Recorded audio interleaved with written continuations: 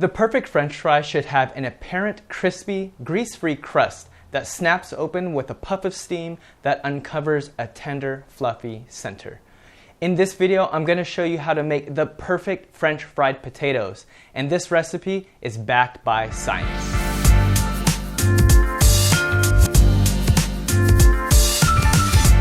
What's good, everyone? If this is the first time we're meeting, my name is Lemoine, and I'm actually a full-time cinematographer, but I love to cook.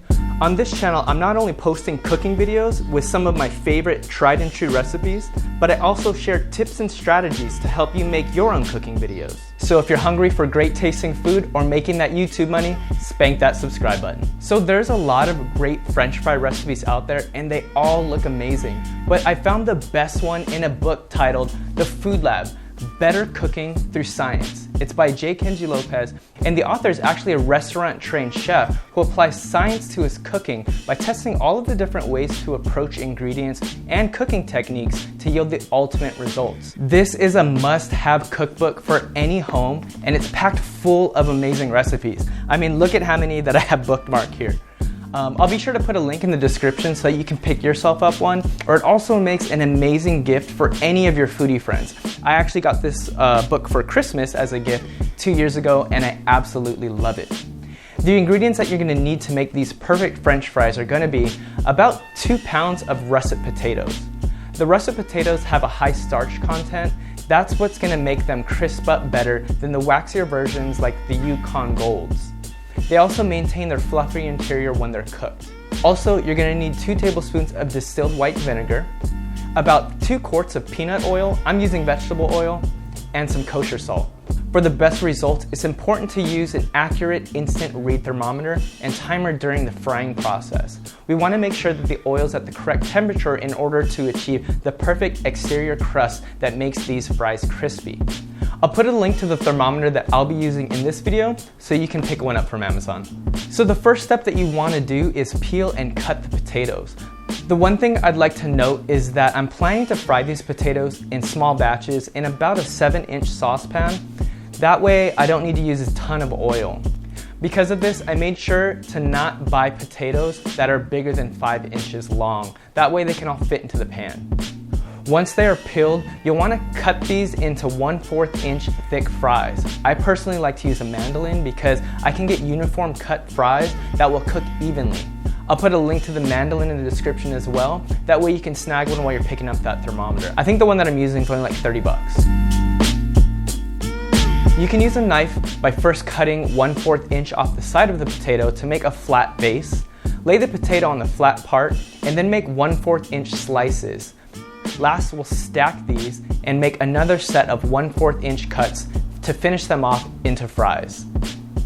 You can place these cut French fries into a bowl of water while you work on the other potatoes.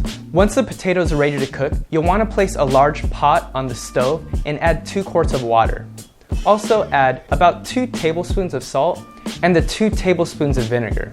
Transfer the fries into the pot, then put the heat on high to bring the potatoes to a boil.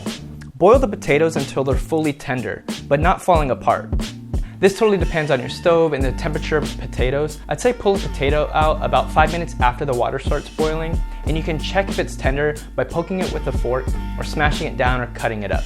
Just a disclaimer, always start the potatoes in cold water. Dropping them into boiling water is a bad idea because the hot water will cook the outside of the potatoes faster than the insides, leaving you with unevenly cooked potatoes.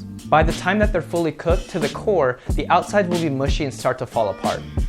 The acids in the vinegar also help keep the potatoes intact, even if you were to accidentally boil them longer than you meant to.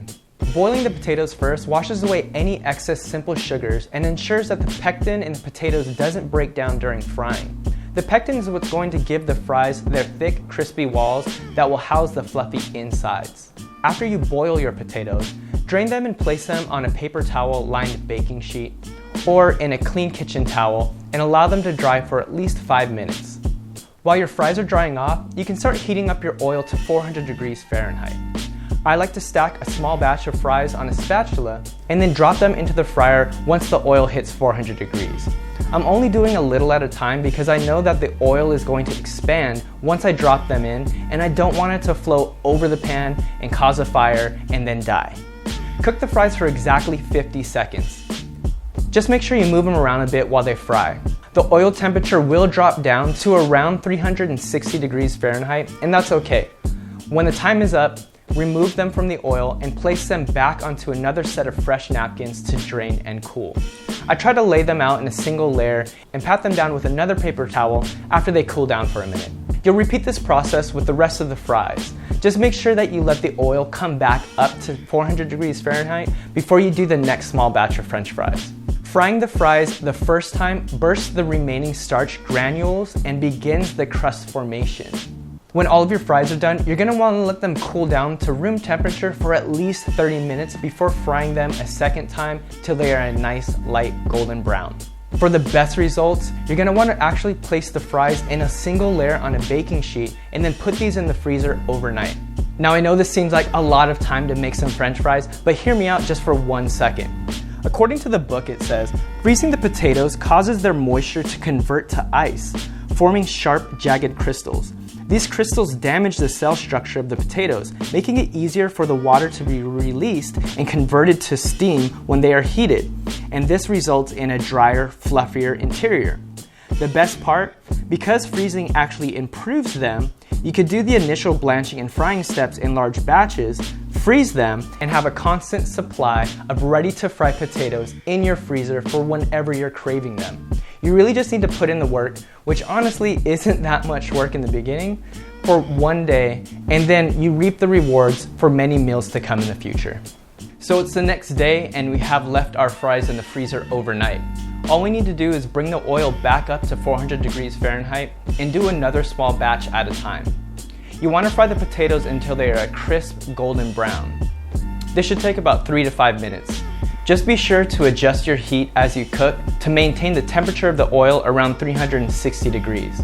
Once I drop my fries into the oil, I'm gonna crank it up to high because I know it's gonna drop down to almost 300.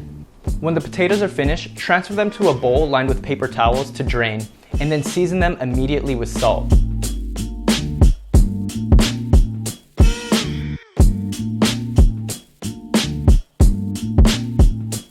Cooked fries can be kept hot and crisp if you place them on a wire rack and set them in a baking sheet in the oven for 200 degrees Fahrenheit while you cook the rest of the French fries. And there it is, people, perfectly thin and crispy French fries. The exterior is thick and crispy while the interior is nice and fluffy with great potato flavor. Am I the only one who eats pepper with their ketchup?